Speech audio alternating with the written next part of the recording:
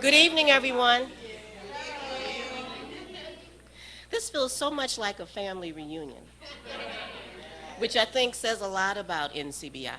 You know, we're celebrating our 30th anniversary, and we for years have said it's really all about relationships. And this sense of a family reunion is really a manifestation of our core value, which is relationships. So good evening, and welcome everyone to the National Coalition Building Institute's 30th anniversary celebration.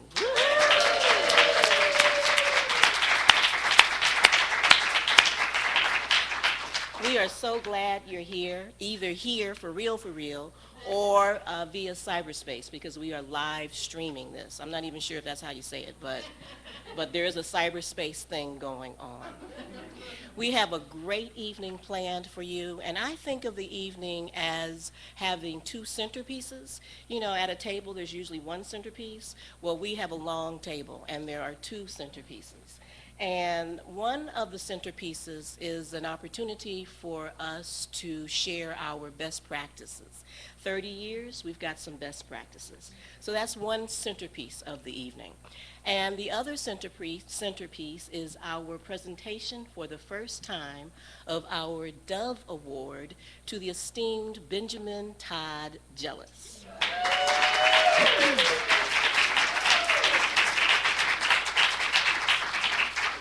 And while I will more formally introduce Mr. Jealous later on in the evening, we get to acknowledge him again. So thank you very much for being here. I am Phyllis Alexander. I am a long-time associate of the National Coalition Building Institute. Currently, I have the privilege and the honor to serve as the president of the board of directors. And tonight, I get to serve as the moderator of this evening's program. Thank you. Thank you very much. So, you know how we just previously acknowledged Mr. Jealous? You clapped, you know, you said, woohoo.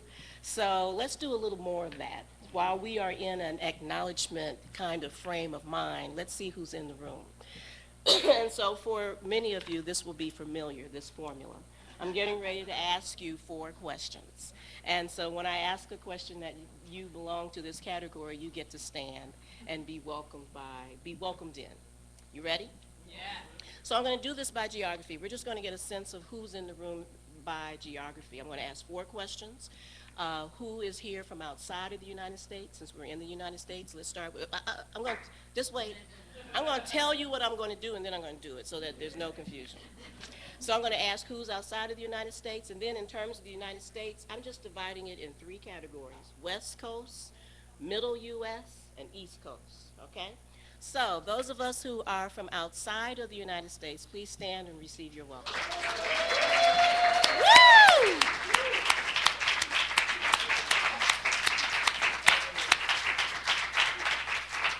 So I know we've got Switzerland in the house, right? And who else? Canada. Who else? Macedonia. Woo! Anyone else? Yes. UK. All right. Did we get everyone from outside the United States? Okay, so within the United States, those of you who are from the West Coast, please stand and receive your welcome. Woo-hoo! Thank you. Middle United States, please stand and receive your welcome. Really? Oh, well. Well, we'll applaud them anyway, because that's what we do. And those of us from the East Coast, please stand and receive your welcome. All right. So again, welcome, welcome, welcome. So we'll get started with the first centerpiece, which is our opportunity to share our best practices. But before we do that, I don't know what people are going to share in terms of their best practices. So I wanted to at least have one testimony about how NCBI has impacted someone's life. So I'm going to give you mine. This month is my 25th year with NCBI. And I can remember, thank you, I can remember the Train the Trainer that I went to, 5 days in Massachusetts. And throughout that Train the Trainer, I was doing just like Phyllis is doing right now. I was kind of nodding my head, all throughout. Because either I was hearing information that I believed, I thought, I experienced, or I was hearing information that was new, but I was like, yeah, that's right. And so my association with NCBI is both the organization writ large as well as with my affinity groups. So with the Black African Heritage Constituency Caucus, with the Women's Constituency Caucus, all of that has contributed to my experience. And the way I think of it is that NCBI has contributed to the backstage of my life. So if you've ever been part of a production and there's a venue, right, there's the front of the house. And those of you who are part of that production know that what's going on at the backstage is making what's possible at the front of the house, right? So NCBI has been part of my backstage making this possible. So that's my personal testimony. And I would imagine that all of us could do some sort of we're not. I'm going to stick to the agenda. Cherie was giving me that look. I'm going to stick to the agenda. But I dare say that we all have a story as friends, as leaders, associates, trainers, as friends and family of leaders, associates, and trainers. We all have got a story about how NCBI has made a difference in our life. So here's to 30 years. So let's get started with the best practices. And we've got 6 folks who are going to share a best practice from their particular role within NCBI. And we get started with Cherie R. Brown, who is our founder and CEO.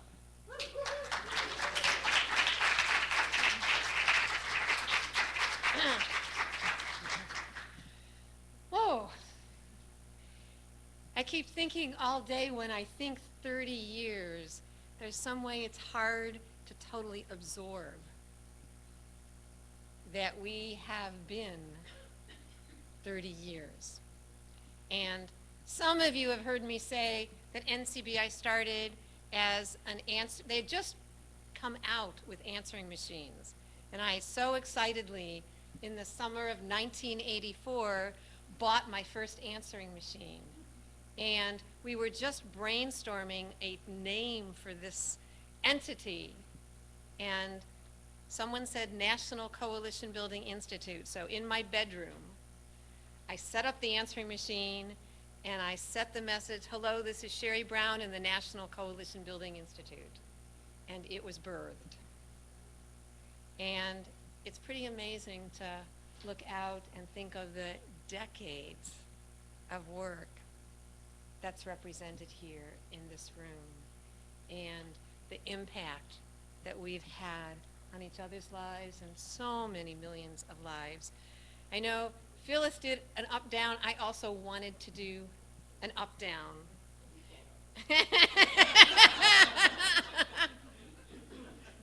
It's kind of in the cells, which is how long people have been with NCBI. So those of you that are 26 to 30 years with NCBI, to please stand and be acknowledged.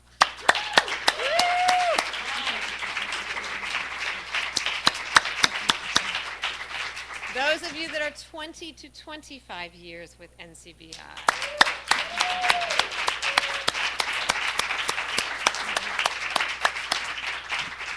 15 to 20 years.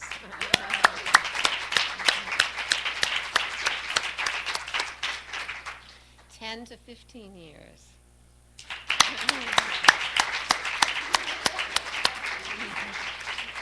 5 to 10 years.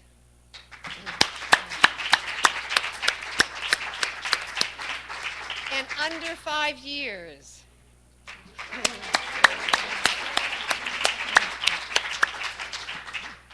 The thing to me that's most evident is that when NCBI gets into people's hearts and souls, they continue. That we have a longevity. And I often like to say that Joyce Shabazz is often saying to me that NCBI is like the little engine that could. And tonight, as I look out at us and I think about us, I want to add to the little engine that could, the big engine that did. That we are also the big engine that did. And there are so many ways that I think that we have had impact. Thousands and thousands of high school students doing a program on coastal restoration in Louisiana. An environmentalist came up to me and said, Agnes, which was 15, 18 years ago, train the trainer, and that's why I became an environmentalist, and here I am leading this organization now in Louisiana. Those stories are everywhere. On a phone call a few weeks ago with NASPA, the National Association of Student Partner with them in a violence prevention program, and someone said, National Coalition Building Institute, they are known as the best program on campuses in the country. And this was a leader of campus work. And then on another call last week with John Furman, who's a friend and ally of NCBI, who is the research director of the International Association of Chiefs of Police, he wanted me to know that he tells everyone in the country that if you want the best program on trust building between law enforcement and community citizens, you need NCBI. So in so many sectors, so from a student who his life changed and he went into the work he did because of NCBI, to our law enforcement, that we are having huge impact. And I have to say, I heard from our honoree that when he was a college student, one of the things that, in addition to all the things that we'll learn about him, is his parents launched the chapter of NCBI in Monterey, California.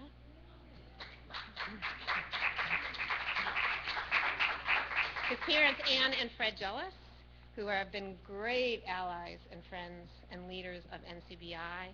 And Ben said that he just realized that when he was a college student, he had been given an NCBI t-shirt, all for one and one for all, and that phrase became in many of his speeches. So the influence that we have, and I just learned that tonight, so the influence that we have is far-reaching. And when I thought about the best practice that I wanted to share that I think has helped sustain us for 30 years, that I look back to the vision of when I started NCBI, and for me it was about having a strong commitment to linking activism with individual healing work. And the phrase that our NCBI leader Larry Bell came up with, healing into action, has been at the core of NCBI and sustained us. That activism would always be linked with individual healing work, that every campus conference, leaders meeting, we would always take time to have individual healing work. And I think that is one of the fundamental reasons that we have people in this room that have been with us for 20 and close to 30 years, because we have had that commitment to link those two things and to never forget the importance of that work.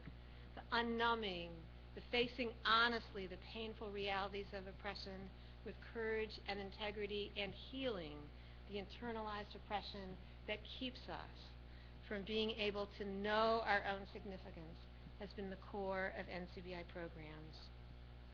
And that even in the most urgent times, with oppression rising, that we've worked very hard to remember that relationships are deeply at the core of our work. So I am incredibly honored to stand together with all of you and to celebrate 30 years of amazing relationship, activism, healing into action work, and look forward to continuing to partner with you for many, many years to come.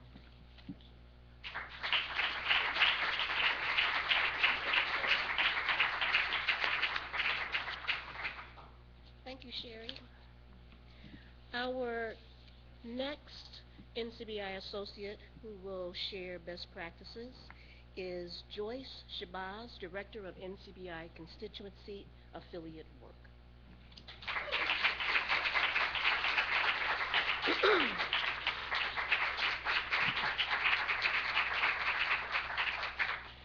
Thank you. Cherie Brown, Cherie Brown, Cherie Brown. Wow. 30 years, it's amazing. I am Joyce Johnson Shabazz, and I'm pleased to be with you this evening. I have been a part of this organization for a very long time. I stood up between that 26, I think, and 30, and still not sure which way I'm leaning. I think it depends on which way the wind blows. I also just got a text, I want you to know, from colleagues in England, and they told me to smile when I got up here because they are watching. So I have to smile because they're watching. I am charged with giving you introspection into what it means to have affinity group work in a diversity training program or organization, and to share with you what I have discerned as some of the best practices in taking a look at what it means to operate through a lens of affinity when the work of diversity says, look not unto yourself. And what I have learned and researched about diversity training work is that if you are not looking unto yourself, you will not be able to be effective in a cross identity relationship because you will not have the resource. So the outcome, so I see affinity group work as the outcome of putting life-focused, developmental human attention on self and your primary social identity group as your most powerful resource to dismantle and eliminate the impact of socially and systemically structured oppression. And some of the best practices in the National Coalition Building Institute under that umbrella has been to establish constituency caucuses so that the intergroup perspective taking of the group can make manifest. You have to create a place for it to happen, and it cannot be in the abstract. And in this organization, there are 8 constituency caucuses. They are Asian, Jewish, African heritage, LGBTQ, men, women, Latino, and much to our excitement, we have brought our allies of white race identity from the perimeter into the center. And we also have the caucus for those who identify as having European heritage and white race identity. Did I leave anyone out? I think I named them all. Another best practice is applying that lens of affinity to all the components of our work, to our, I'm looking at my grandsons right now, hold on.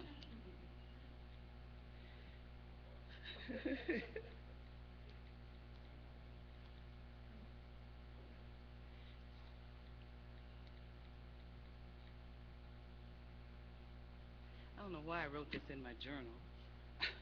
The app keeps closing, but I'm good. The second best practice is to apply the lens of affinity to all components of the work, the skills, the curriculum, the principles, and one of the most critical applications is behavior. A best practice is to have the vision and relationship with your own oppression as well as that of other affinity groups. So while you are putting that attention on your affinity, you have to simultaneously be manifesting that much attention for the affinity of other groups. And the last best practice that I'll mention in this moment is the best practice is to approach allyship outside of competition. Affinity is critical to the enrichment of equity and inclusion work, and this is our continuum here in this particular organization. And the last thing that I will share with you, because I think it's also critical to constituency work, is something that me and technology are going to be able to deliver to you, and if I don't do it now, I'll do it later, is that attentiveness is the natural prayer of the soul. So one must practice attentiveness in order to be an effective leader in affinity work, and those are some of our best practices. Thank you for your attention.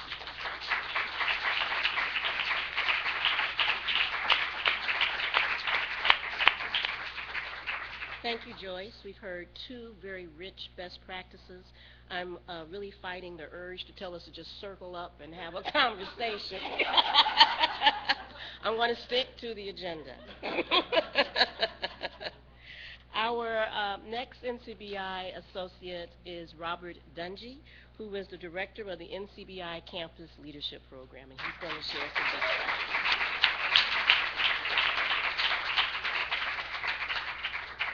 Oh, wow, wow. Good evening. Absolutely. It's a pleasure to be with you to celebrate the 30th anniversary. And please excuse me, but I've got a little bit of a tickle or frog in my voice. I've been in NCBI for a number of years. In 1984, actually 1884. It feels like it might be 1884.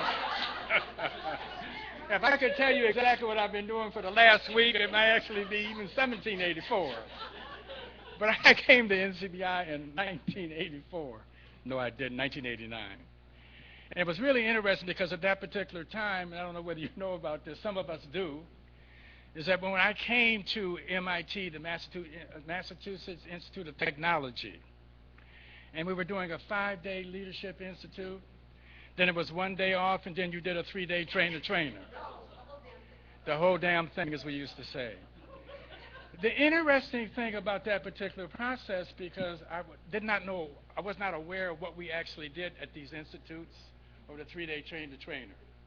But one of the things that I found out very early, that we started at 9 o'clock in the morning and we went all the way to 11 p.m. We were healing into liberation. Absolutely. Healing into liberation and singing Kumbaya and good night, sweetheart, it's time to go. But things have changed in NCBI since that time. There are 30 campuses that have NCBI affiliate teams. We have students, we have staff, faculty, and administrators who are dedicated, loyal, and committed to creating an environment to which people want to belong. And I really feel that that is our mission. These teams are on the campuses of community colleges, universities, and a historically black college, and we also have a team on a military college as well.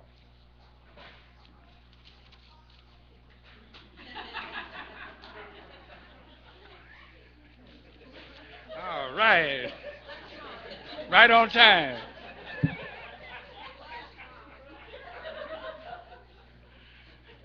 When the work of NCBI started on colleges and university campuses, NCBI team members were using the skills, conducting workshops, responding to emotional issues, and impacting the campus. As the work began to flourish, we encountered the challenge of sustainability. How do we have our work continue when there is a change in senior leadership or when the institution is experiencing financial cuts? A strategy to overcome these obstacles was to develop a 1-day model for senior administrators, presidents, vice presidents, provosts, and deans. The purpose of the session was to give administrators an understanding of NCBI principles, skills, and practices. And the reason why I say that, I think that in our early inception, if you will, of NCBI, a lot was actually placed on the skills as well as doing workshops. The second thing with these administrators is to give them an opportunity to see NCBI, to actually apply these NCBI principles and skills and practices to the institutional mission, vision, inclusion, and equity goals and critical incidents. Because in order to get the buy-in, they have to actually feel that there's value in our work. And so by giving them an opportunity to see how it could be applied was very helpful in terms of getting them to actually buy into the process.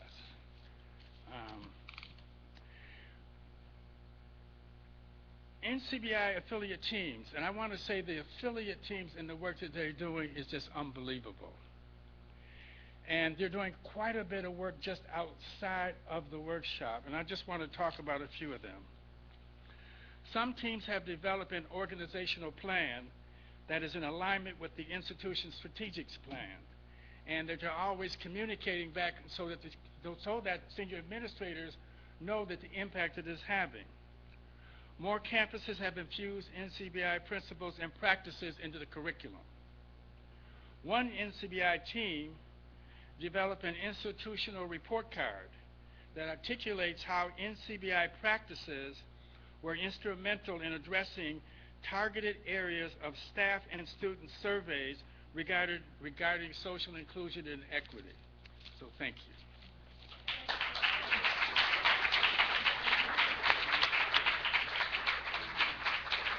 Thank you, Robert. The next NCBI associate that is going to share best practices is Guillermo Lopez. He is the co-director of Law Enforcement and Communities. Okay.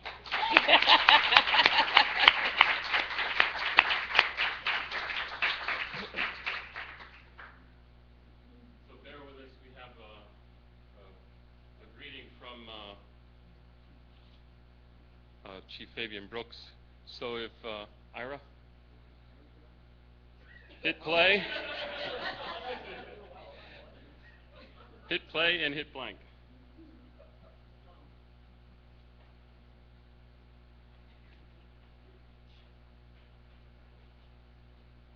Maybe I should have done it.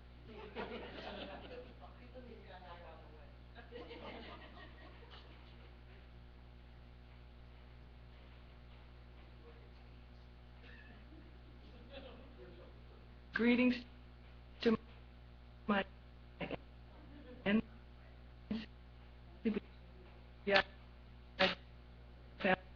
family and friends.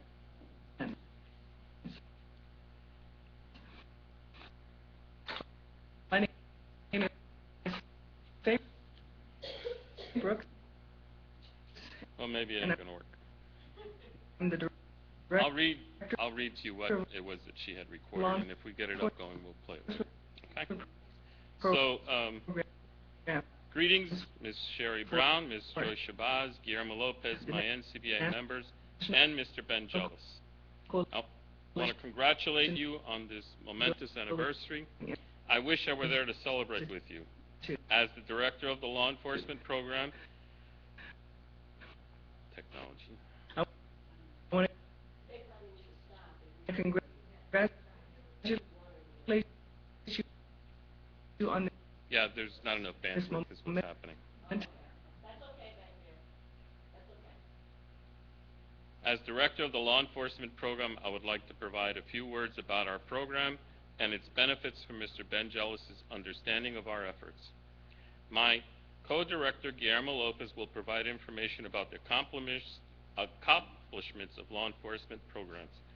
In 2004, I attended an NCBI Leadership Institute along with several other enforcement officers.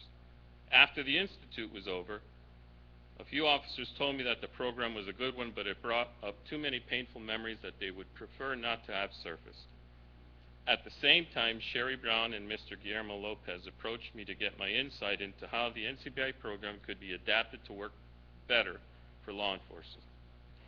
I drew upon my 26 years of experience in law enforcement to assist, and over the next 2 years we worked together to modify the outstanding NCBI principles to conform the law enforcement lingo and law enforcement culture. As a result of these efforts, we have developed a very successful, unique, I lost the word after that.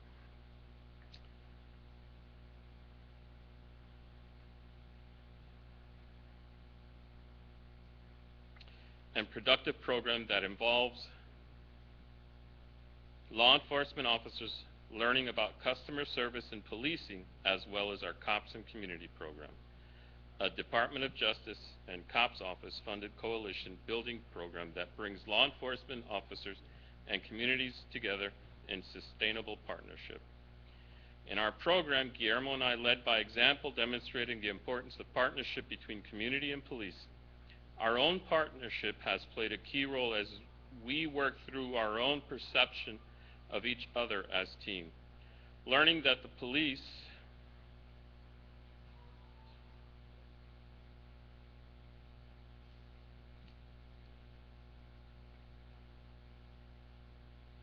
really worked a whole lot better when I did it before. Our own partnership has played a key role as we work through our own perception of each other as a team. Learning the police training and how policing impacts the community when officers are not aware of the impact, and learning the community thinking how the impacts of policing affects the relationship between the two.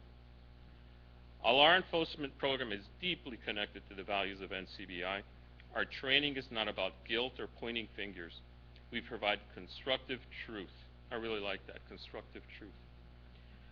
And use a skill-based methodology built around customer service and diversity training that provides the participant with an understanding of diversity issues and the direct impact of those issues on the consumer.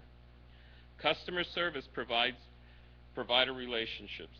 Participants will be given the opportunity to examine the challenges and barriers to providing quality customer service to diverse consumer base.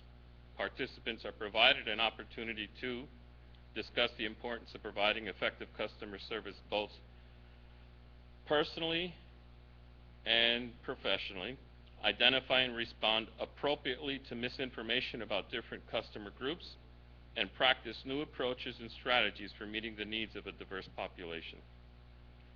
We have learned that we have to frequently remind officers that we are not selling widgets, that they are not selling widgets, that they are officer and should worry about their safety on both sides, and that this training does not replace their officer safety training. We remind officers that we will engage in practical exercises similar to the practical exercises they have for vehicle pursuit, driving, firearms instructions, and defensive tactics. Recognition that police have culture too, and tailoring training to meet their needs, including support staff and training, and that this is an opportunity to learn about each other on a deeper level than just through task and work roles. Thank you for listening. Again, congratulations to NCBI on its 30th anniversary. If you have any questions or comments, please share them with Guillermo, that's me, who will take it from here. Good evening. So, what we've accomplished, we've trained about 2,500, we've done workshops, 2,500 of them in conferences and training. 90% of the attendees feel training is worthwhile and commit to making change. Weave this into staff development and take a larger place in the training of new officers than it has been in the past. We've done the training in University of Maryland, Ohio, and Washington State, police departments in New Jersey, Washington State, Pennsylvania, 6 of them. Conferences, the Virginia Association of, I can't remember what the acronym is, VARJ, the Noble Conference, and the IACP. That's the International Association of Chiefs of Police.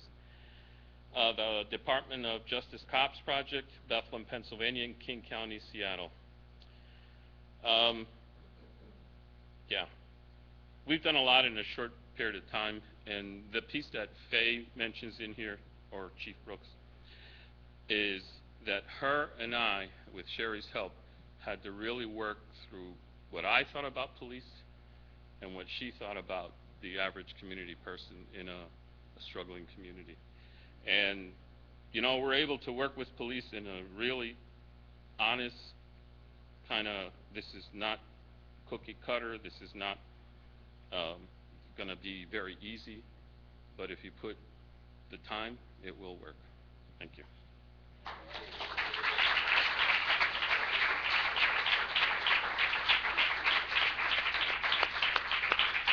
Thank you, Guillermo, and thank you, Faye, for her remarks. There was some language in Faye's remarks that reminded me of something. Faye said that after the institute that she attended, that Cherie and Guillermo approached her, and it occurs to me that one of our best practices is Cherie Brown. Really, I mean, I can remember after my 5-day, I was just showing up for a 5-day. I wasn't showing up for a 25-year. That wasn't in my mind. I was just showing up for a 5-day, and Cherie approached me, and the next thing I know, it's been 25 years. So, Cherie Brown is one of our best practices. So, how you all doing? Yes? All right, we have two more associates who are going to share their best practices. Heidi Wallace is going to share best practices as Assistant Director of the K through 12 Schools Anti-Bullying Program.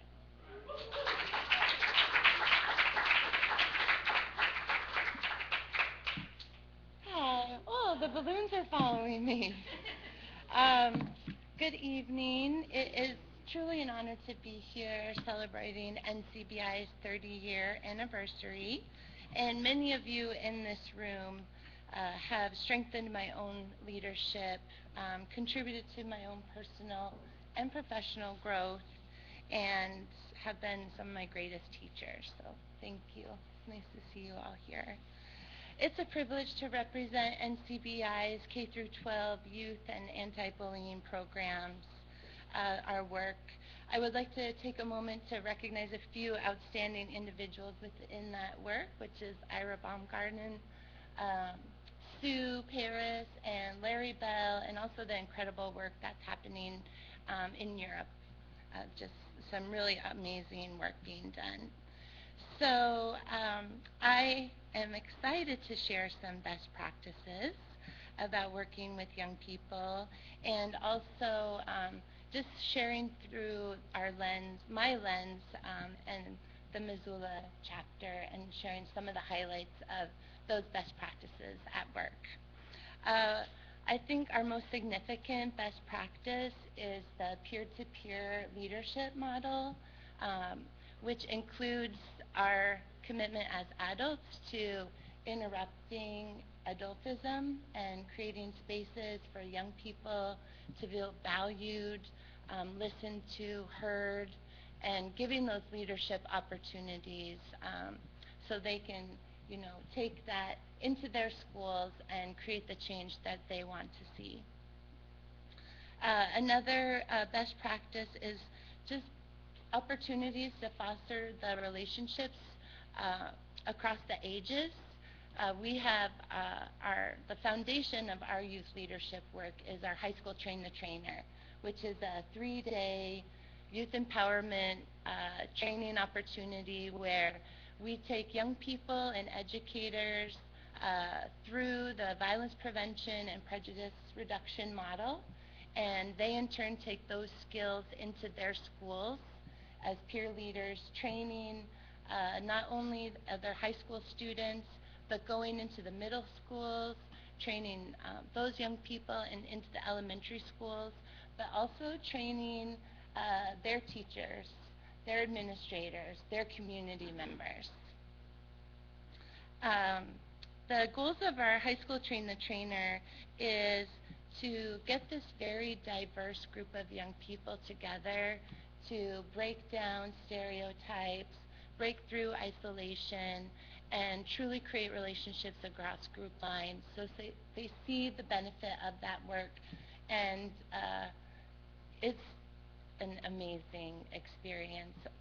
We have our 7th annual Train the Trainer on Friday, where we have already 50 students signed up And it's pretty fun because we're at the lake and we have campfires. Uh, but watching the process from them getting off the bus, they're with their friends and they're just in their little groups, and then by the end, everybody's just loving up on each other. And I have a great quote from one of our youth who's been with us since middle school, and she'll be co-facilitating the high school Train the Trainer this weekend. And she says that one of my favorite parts of camp is how everyone gets so close by the end. You build connections that you might have never made before. You break out of your own social group and just become friends with everyone.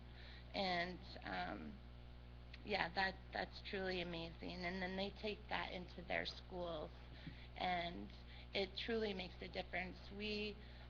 Over 5 years in Missoula, we have trained 450 youth leaders who have gone into their schools training high school peers, middle school, elementary, and educators, reaching over 14,000 young people and adults over 5 years.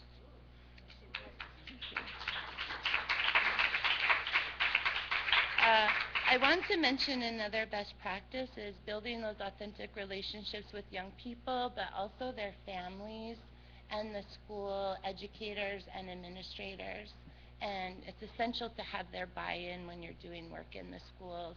And working with young people, we can't give them all the skills and confidence and inspiration to then go home and feel shut down and not valued. And so bringing families into the loop is really essential. And having siblings go through is just awesome. So I want to close with what I believe could be one of our most significant best practices, and it's creating those youth leadership opportunities within our organization. They are guiding our programs, they're guiding the future of our youth work, and many of our new programs and initiatives have been thought of and created by our young people. And that includes our elementary work that we're doing now and some of our other programs. And I just want one more quote to leave you with, because of course we know personal stories are the best way to share our work. So it was in Respect Club that I realized I could and should be valued. Even though I was young, I gained so much fulfillment in middle school knowing that through Respect Club and NCBI workshops, I was helping kids my age see they had value too. Even in the past few years at my school, I'm proud to say I see more and more of my peers reaching across group lines, standing up for each other, and NCBI is most definitely to thank. We need NCBI. I'm proud to be a part of NCBI because without 30 years of experience or a PhD, I am making a difference and helping my peers find their worth. Thanks.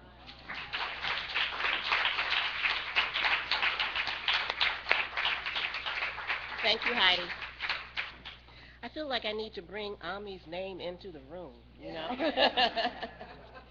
Ami was part of and was the director of that chapter, and I don't know if it's true, but I'm thinking you mentored and coached Heidi, so. Thank you, Ami. And we are closing this particular centerpiece with Andy Gow. Did I say that right? Goy.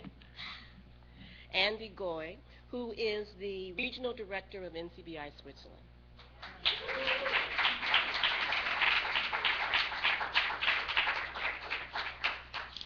Thank you. Good evening. We just have a very sweet example of what it means to bring NCBI to different language territories and difficulties and challenges and that go along with that development.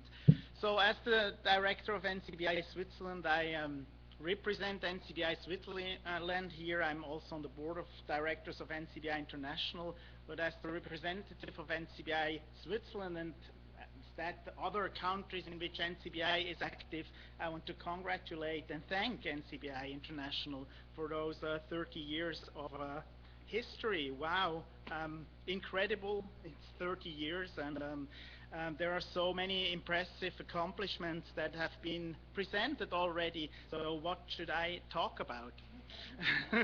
There's certainly some best practices from Switzerland as well, and the name that I need to bring into the room right here is the name of Ron Halbright, sitting right there, who is the person who as a first person started NCBI in a country that was not English speaking, and we are celebrating our 20th anniversary next year, so it's been we have a huge history and a rich history to live on as well, with many innovative and transformative projects, and with tens of thousands of workshops that we did in Switzerland. So many of our good best practices focus on project activities, and many of these projects in the last 15 or 20 years were focusing on immigration issues in Switzerland, which is one of the toughest political topics in our country as well, just as in yours, probably in most countries of the world.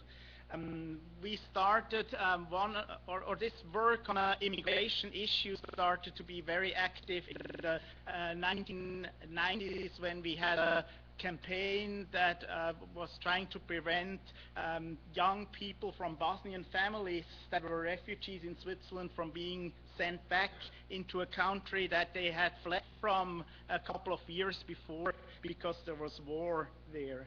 Basing on these activities with the Bosnian refugees, there we produced a brochure that was called Dear Switzerland, and I think one of our best practices in all our project work was that we always try to find ways to make the stories of people from minorities, immigrants in Switzerland heard, and not only make them heard in workshop settings, but also in publications, in brochures, on DVDs. So many other publications followed from after that first one that was called Dear Switzerland, on Kosovarians in Switzerland, one on our workshops with Shoah survivors, one on Muslim immigrants in Switzerland, and so on. So together with these publications, we try to make these voices heard in workshop settings as well, and we developed encounter workshops with many different groups where people could actually get in touch and ask questions about minority groups and how they experience their life in Switzerland, how they face discrimination, and with this innovative workshop model that we call encounters, I think we could reduce many fears and prejudices on minorities. New projects will be launched this year that are being directed at refugee populations from Eritrea and from Syria, and that these are two populations that face incredible challenges in their integration process in Switzerland right now. I think a second best practice is that we have often our activities have often focused on things that were right to come, that were really current. So we launched projects when other organizations were not ready yet to deal with those projects, and we had a couple of years with these activities where we could actually build our reputation and focus on that, not only in the area of prejudice reduction, but also in the field of violence prevention and conflict resolution, where we did many other projects, starting 15 years ago with a peer mediation project that we called Peacemaker, that was addressing schools and the school systems. And this project has just been scientifically evaluated with very positive results a year ago. And based on these projects, we launched many other very innovative projects in the field of violence prevention and conflict resolution, such as city tours that were involving actors, that where the project encourages and trains people to intervene in violent situations in the public space, empowerment projects for young people who want to do something about corporal punishments in their families or their friends' families, or that want to reduce the fights that they have with their siblings when they are escalating too much. So there, I think in some way, one of our best practice was to be ready with an activity when things were getting public, getting actively being there and ready to do something about burning issues. So it's been a breathtaking journey for these last 20 years in Switzerland and 30 years here all over the place in different countries, and we're looking forward to the next 30 years. Thank you very much for your attention.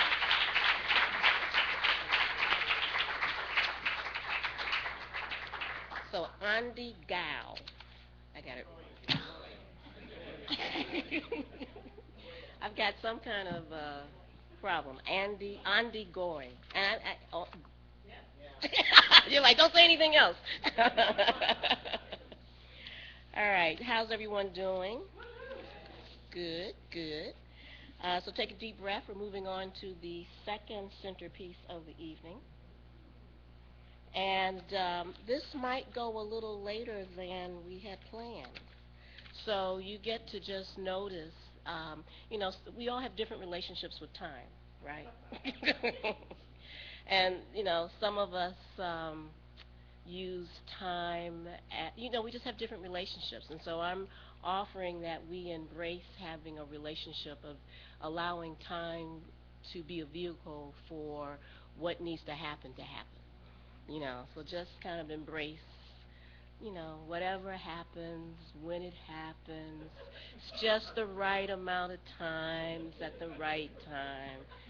Don't look at your watch. Don't check your cell phone. It's all good. You with me? All right, so the second centerpiece is our opportunity to present the Dove Award for the very first time. And regrettably, I do not know Mr. Jealous personally, and so I cannot introduce him from some personal knowing. So therefore, I am going to read the bio that was given me so that I'm not freestyling with his life. I'm just going to read what they told me. Ben Jealous is a partner at Kapoor. Is that the correct? That's good enough? Capital and senior fellow at the Center for American Progress. He is the former president and CEO of the NAACP. And NAACP stands for some who don't know that, the National Association for the Advancement of Colored People. Jealous was elected to lead the NAACP in 2008. During his tenure, he focused the organization on voting rights and criminal justice reform and oversaw the launch of several national programs such as education, health, and environmental justice.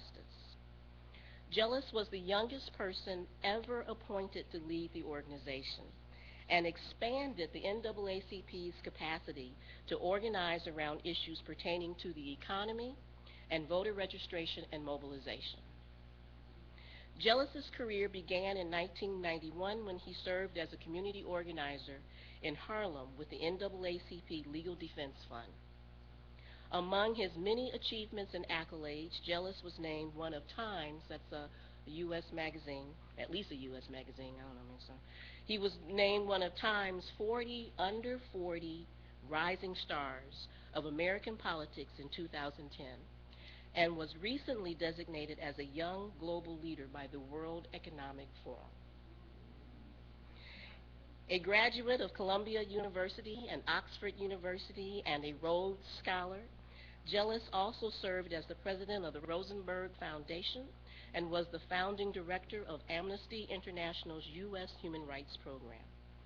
In 2014, Jealous joined Core Capital, an Oakland-based firm that leverages the technology sector to create progressive social change, as well as being involved with the Center for American Progress, where he does research on political trends that affect civil and human rights. So that's a little bit about Benjamin Todd Jealous, who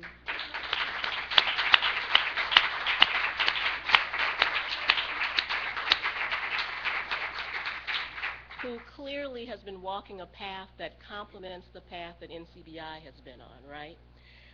His life work is about leveling the playing field. NCBI's life work includes removing the obstacles on the playing field.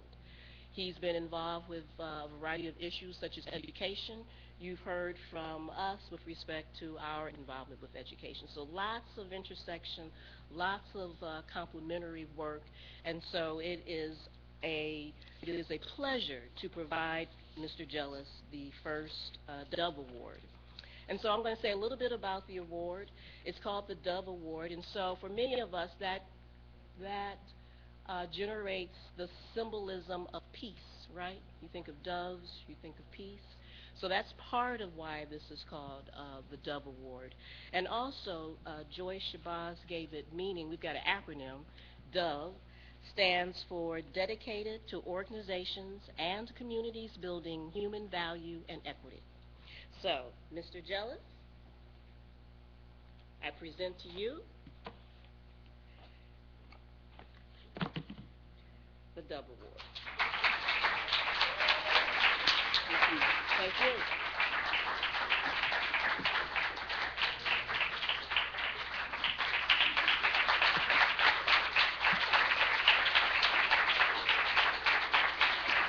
Thank you. Get this up. All right. Yeah, just a wee bit taller. Thank you, Phyllis. Thank you, all of you. It's a real honor to be here. I see our colleagues translating in the back. I'll do my best to speak slowly, but I have a habit of speaking quickly, so I'll apologize in advance. You know, it's true. My parents have been involved with the National Coalition Building Institute for 21 years, and I've had a T-shirt for at least that long, but I'll get to later.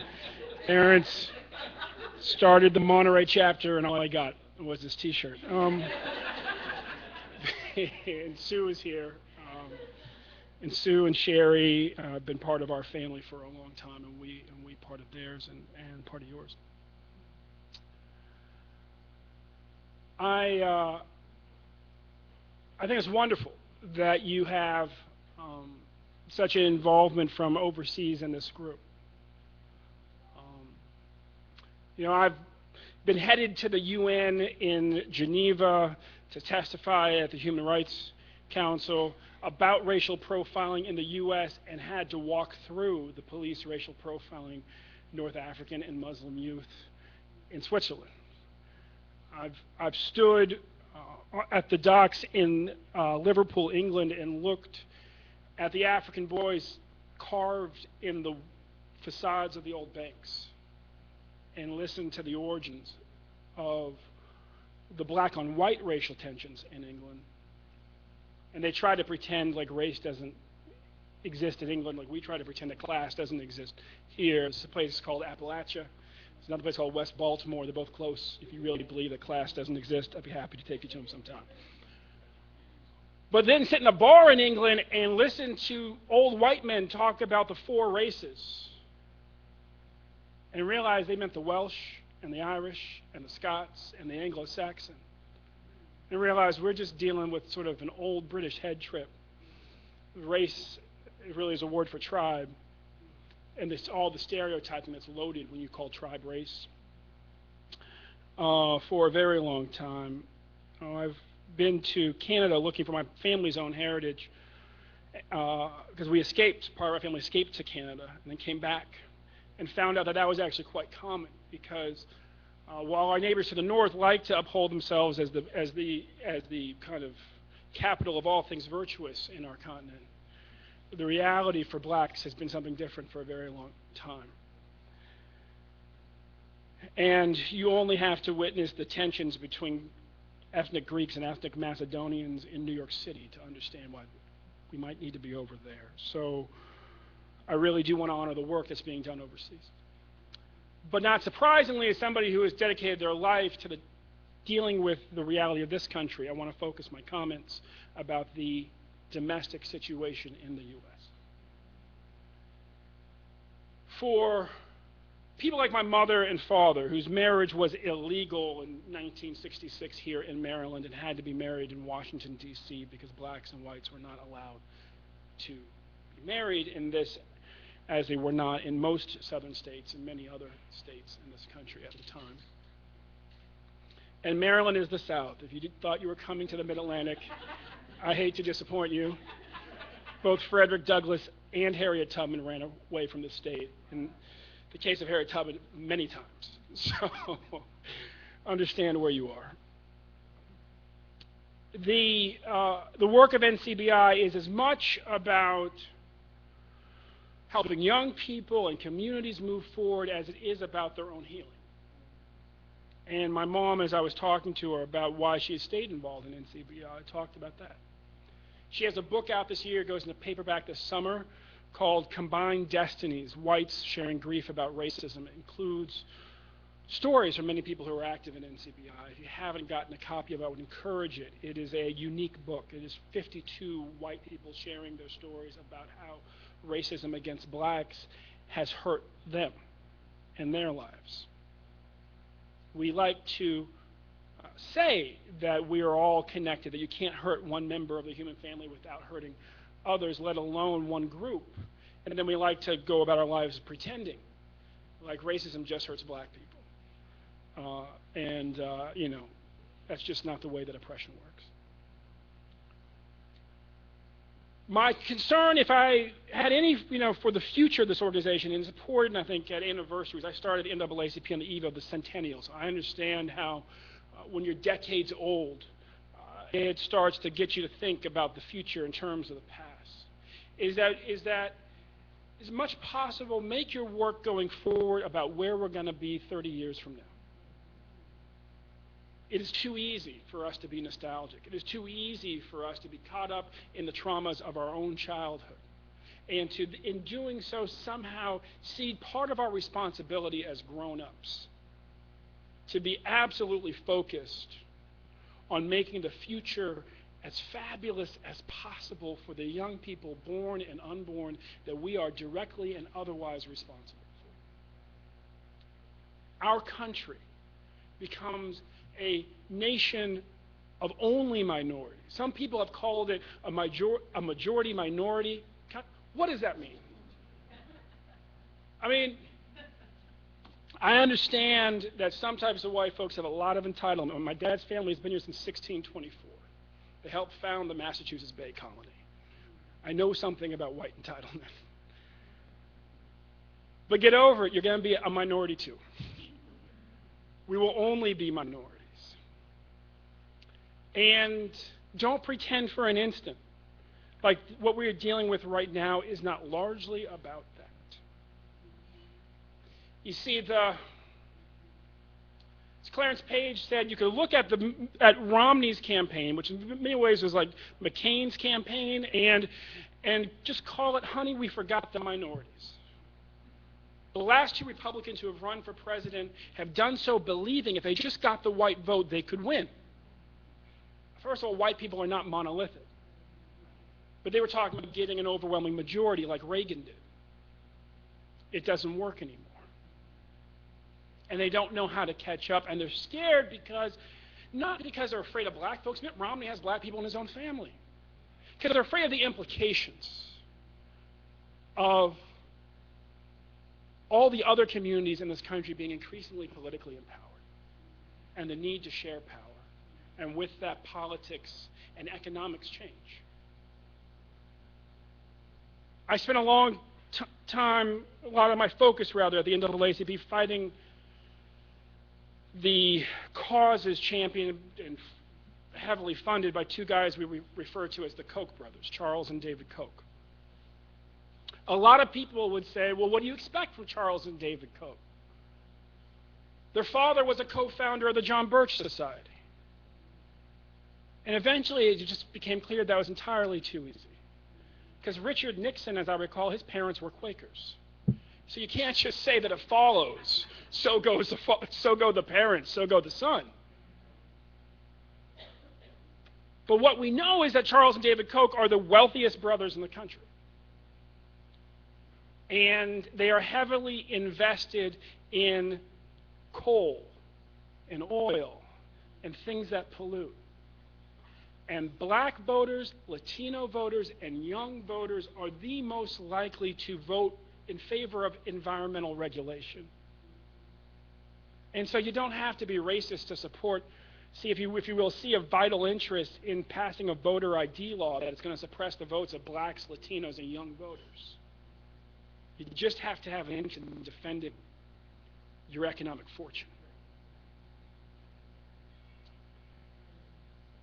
The other side, those that are not about the future but about the status quo, have figured out that things are changing rapidly. And they have dug in.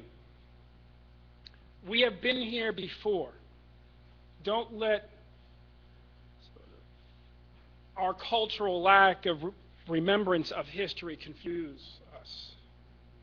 We have been at this place where our country is fixated on suppressing the votes of people of color, pushing immigrants of color out of the country as quickly as possible, and really don't care whether poor whites' votes get suppressed in the process. We were here right after the Civil War, when our country, this was literally the last time that our country began investing in sort of the wholesale passage of new voter suppression laws. All those laws that Cheney, Goodman, and Schwerner were killed trying to get rid of 50 years ago were put in place 50 years and more before that. So in that, say, 40 years right after the Civil War. And at the same time, our country, the way that Ellis Island would be known as the great doorway to America, our country defined Angel Island in California as the great exit from America, because we passed something called the Chinese Exclusion Act, which is very similar to HB 56 and SB 1070 and the really, if you will, the Latino Exclusion Acts that have been passed. When they say we are empowering police to stop and ask for their papers anybody who they believe there's probable cause to suspect may be an undocumented immigrant, Justin Bieber knows he has nothing to worry about. Canadians are often the second largest group of undocumented in any state in this country. I have yet to see a raid of a Canadian neighborhood. And what's driving it is that the other side has not figured out, that the other side has figured out something that we have not yet internalized, which is that every demographic trend for the next 50 years is in our favor. And we get to decide how fast the future comes. And they're trying to take advantage of that gap between them figuring it out and us figuring it out to tilt the playing field as steeply as possible to hold off the future, not forever, they know they can't do that, but just long enough to die without it changing too much on them. The Koch brothers' end game is, that's their end game. To not wake up and say, oh my God, where do I live? Consider this. In the last presidential campaign, Barack Obama's campaign, he spent about $1 billion running for president. Meanwhile, Georgia right now, South Carolina right now, we consider to be basically the strongholds of people who are against typically inclusion, for voter suppression, against immigration, at least for people of color. It would have cost his campaign a total of $20 million, in other words, 2% of their budget, to flip both those states. In Georgia right now, the Tea Party wins by a margin of about 250 to 300,000 votes. There are 600,000 unregistered black people in Georgia right now, and 250,000 unregistered Latino and Asian American immigrants. And that's before you get to whole groups of women voters and young white voters who are inclined to vote like the aforementioned groups. South Carolina, the Tea Party wins by a margin of 60 to 100,000 votes. There are 350,000 unregistered black people in South Carolina right now, before you get to Latinos or Asians or the aforementioned groups of women and young voters who tend to vote with them.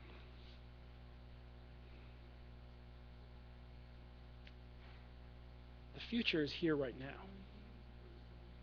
You start changing politics in South Carolina, in Georgia, and the whole country changes. And quickly. And if you want to know what that looks like, again, consider where you are right now. You are in Maryland, a state that was kept out of the Confederacy because Lincoln violated habeas corpus and arrested members of the House of Delegates before they cast votes for secession to make sure that they would not. Or this would have been the Confederacy as well, and this nation's capital would have been surrounded, and the war likely would have ended very differently. Why is that important? Because this year we are likely to elect our first black governor since, well, maybe ever, certainly since Reconstruction. Only the second in the South since Reconstruction. Only the third in the country, unless we think the rest of the country is doing so great. And why is that important? Let me tell you about Anthony Brown. Let me just talk to you for a second about All for One and One for All. 2010, the left in this country, progressives, really anybody to the left of Attila the Hun, got schooled. Because this group called the Tea Party popped up. The Tea Party, lest you think, they aren't willing to learn from anybody who's able to teach, have driven the collected writings of Bayard Rustin, the out-gay black leader who was the architect of the March on Washington, to cost upwards often of $1,000 on eBay, because it's out of print. Because Freedom Works and other groups said you must read it, and it's hard to find. The Tea Party invested in organizing, they invested in turning out their base, they flipped state houses across this country in 2010, and they are likely to do it again in 2014. 2011 came, and we were looking at these voter suppression laws being passed across the country. And at the same time, women's rights coming under increasing attack, and weird phrases like transvaginal ultrasound being introduced into our vernacular, which makes the entire room shiver, and yet they would say it over and over again. And attacks on the rights of the LGBT community, and attacks on the environmental rights, and. And I stood in a room, not many more people than this, the leaders of the largest membership organizations in the country, again, to the left of Attila the Hun, and said, we have a choice. The other side has decided that it is hunting season on all of us.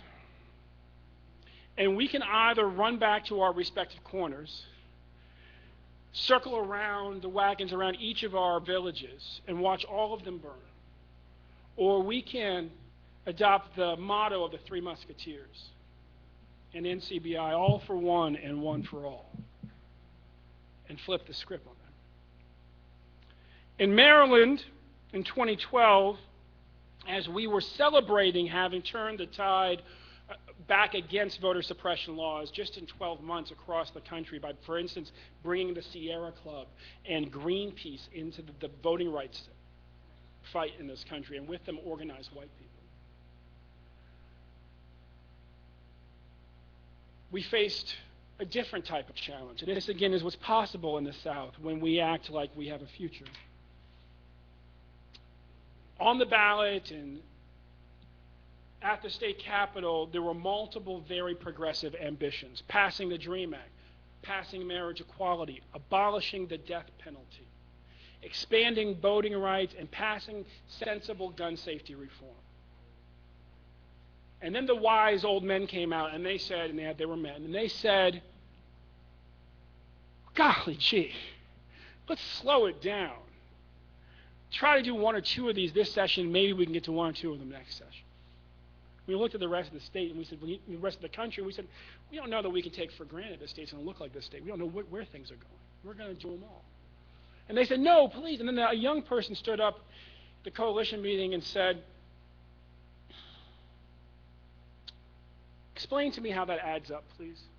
Because if we don't support LGBT equality, we're going to demobilize one group of young people. If you don't support the DREAM Act, you're going to demobilize a different group. If you don't support, and I stood back up again and I said, look, it works well on defense. Let's try it on offense.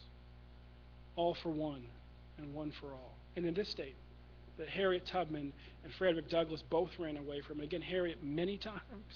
Last year we passed marriage equality. We abolished the death penalty. We passed the DREAM Act. We expanded voting rights protections, and we passed sensible gun safety reform.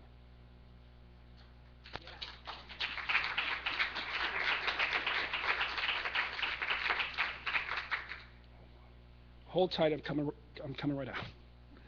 That was my taxi cab. It's going to leave me. I have a 6 a.m. flight to California in the morning, and I'm told them I'd be out here at 7:15. So let me just say this. The work you do is vitally important to the future of our country and our world.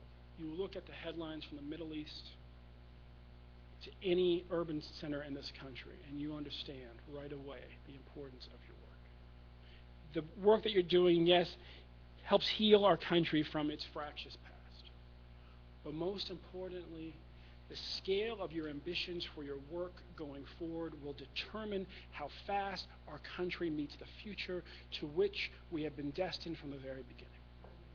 Frederick Douglass, if you only read one speech by him, and I'll leave you on this, a great Marylander, remember where you are. Frederick Douglass was kept on a plantation about 50 miles from here and escaped from it.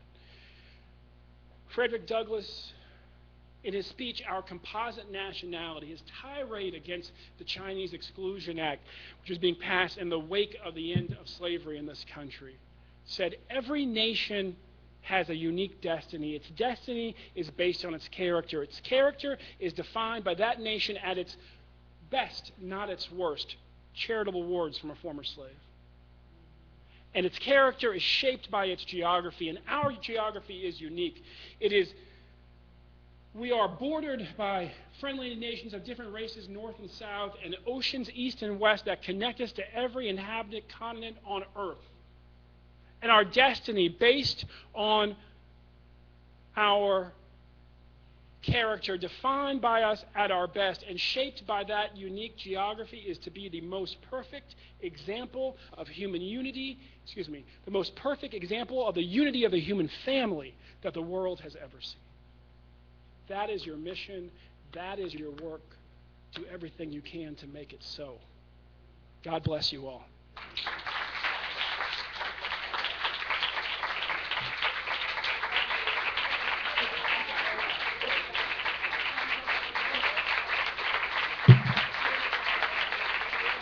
Oh, wait a minute. Your gift. Your award. Here, Ami.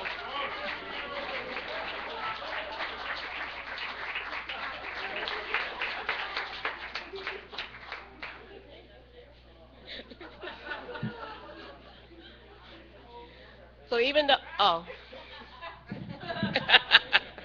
won't even bother with trying to, but even though he's absent, let me just say that when you check out Wikipedia for Ben Jealous, they talk about his life in different categories. So there's overview, awards, personal life and family, and then there's this big section on coalition building. And so you can hear in his remarks that he is an intentional and fierce coalition builder. What the perfect recipient of our award.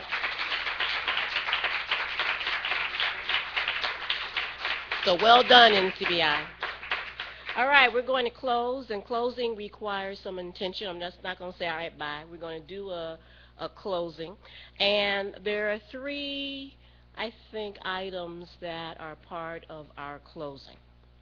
And I mentioned earlier that one of our best practices is Cherie Brown. So let's thank Cherie Brown.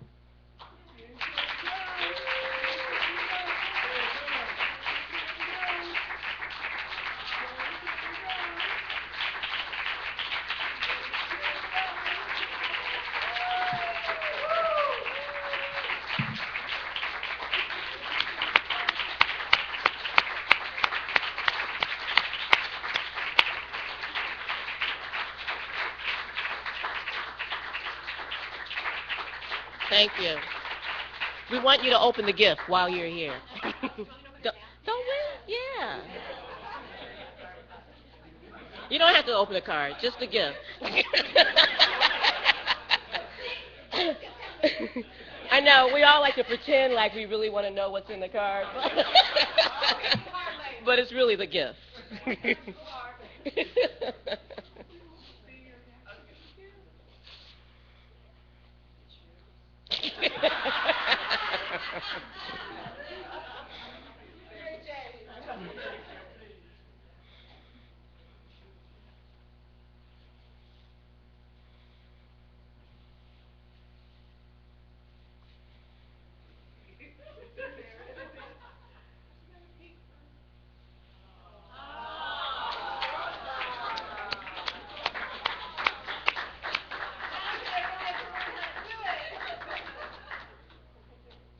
So, you want to say a few words about what that means and what it is? This is a shofar, which is the symbol that to both welcome in the new year on Rosh Hashanah and close out the new year Yom Kippur. We blow, and it is a blowing of it's a calling to yourself and to the world. It's a calling of healing. It is a calling of teshuvah, which is to turn yourself around and make yourself and everybody around you better people. So Wow. it's a call to our humanity, coming from my Jewish tradition.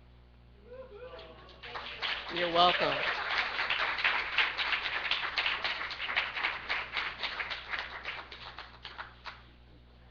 You know, I mentioned earlier how NCBI is part of the backstage of my life. Well, there's a backstage to this program, right? You know, the room looks good, the food was great, we've got decorations, it's all going well, and it doesn't just happen. And so this is a thank you for the work that Gail has done.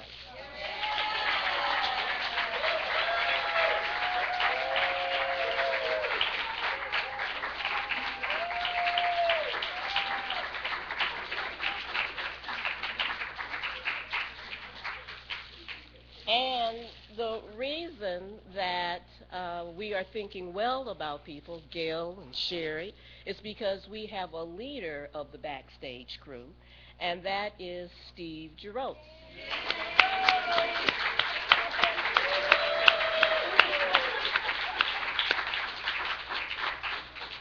Steve has been supported by Cherie and Joyce and Guillermo, Diane, Hill, and Gail with respect to organizing tonight's events. But thank you very, very, very much, Steve. Well done. Okay, we haven't done too bad. It's 7:30. It's like only 15 minutes past what was expected, so it's all good, right? Is it? Well, there you have it. All right, so thank you very much. Please turn on the music. Please continue to connect, and have a good evening. You're welcome. Oh, wait a minute. One more thing. Andy Goy. Okay, I did it right.